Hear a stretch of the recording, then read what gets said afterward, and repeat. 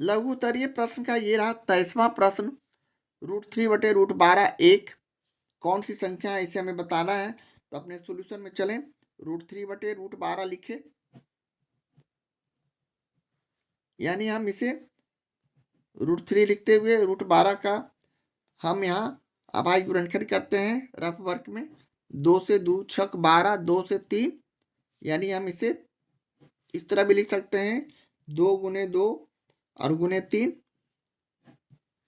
अब हम आगे इसे √3/2 को बाहर किए, इसलिए कि यहाँ रूट में है तो 2 बाहर हो गए और √3 बचे। यहाँ √3 को √3 से काट दिए 1 से, यानी 1/2। इस तरह हमारा जो संख्या है यह p/q के फॉर्म में है, जो कि परिमेय संख्या है। और ये हमारा आंसर हो गया। इसे हम यहाँ भर सकते हैं परिमेय संख्या। 23वां के बाद 24वां प्रश्न। 1.34 को परिमेय संख्या के रूप में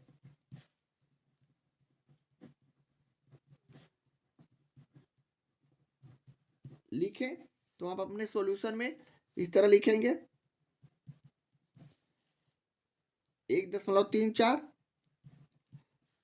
अब 134 लिखे और दशमलव के लिए 1 दिए, दशमलव के बाद 2 अंक तो 00 दिए। इस तरह अब इसे छोटे रूप में लाते हैं। 2 से काटे 2 छक 12, 2 सती 14, 2 से इसे काटे तो 50, यानी 67/50 हमारा जो आया आंसर हो गया। ये परिमेय संख्या के रूप में हो गया, जो कि p/q के फॉर्म में है।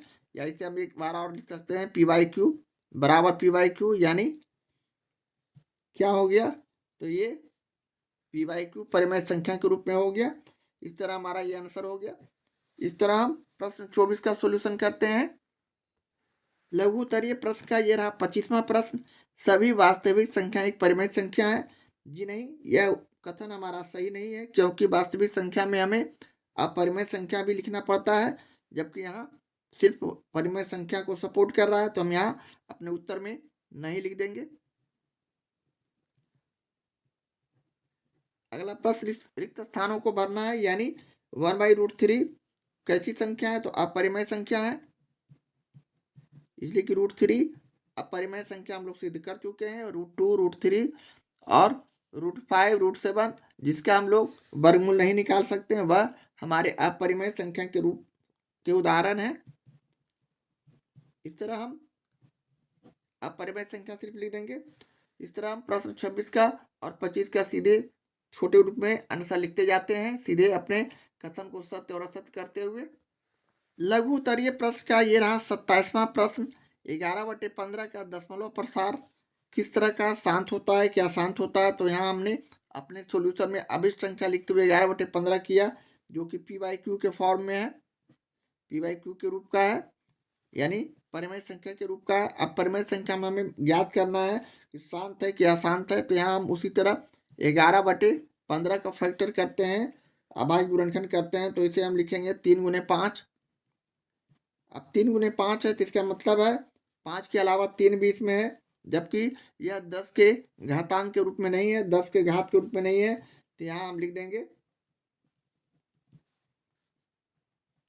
यहाँ हर का अभाज्य गुणनखंड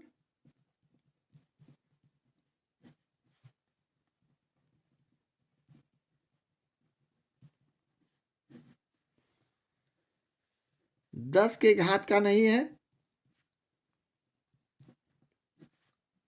अर्थात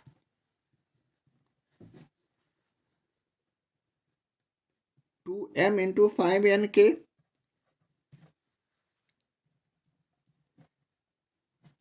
रूप का नहीं है।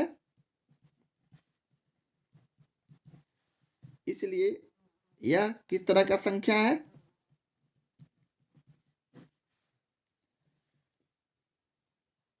इसलिए 11/15 एक अशांत दशमलव प्रसार की संख्या है।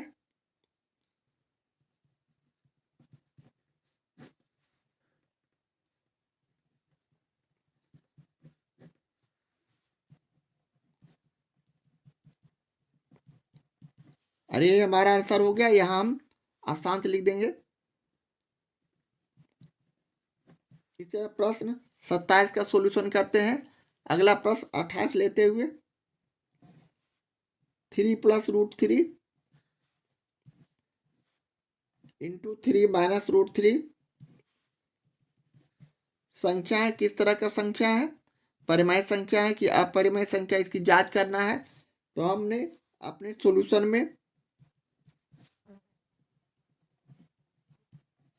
अभी संख्या लिखते हुए हमने प्रश्न को 3 + √3 लिखा और 3 - √3 इस तरह लिखा।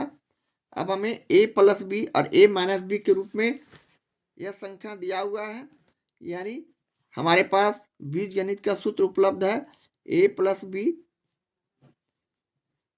और a - b = a² - b²। अब हम a² a की जगह यहाँ 3 रखे, b की जगह यहाँ √3 रखे, तो a² यानी 3² - b² यानी √3 का स्क्वायर।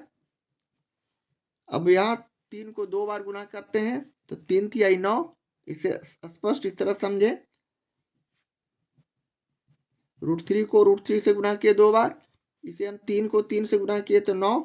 √3 को √3 से गुना करते हैं, रूट हट जाता है, सिर्फ 3 बचता है, यानी हमारे पास संख्या 9 में से 3 गया तो 6।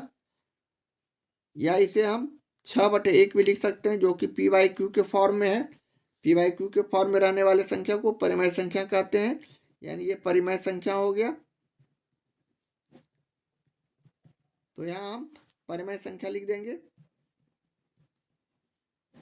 इस तरह हमारा ये आंसर हो गया। इस तरह हम प्रश्न 28 का सॉल्यूशन करते हैं।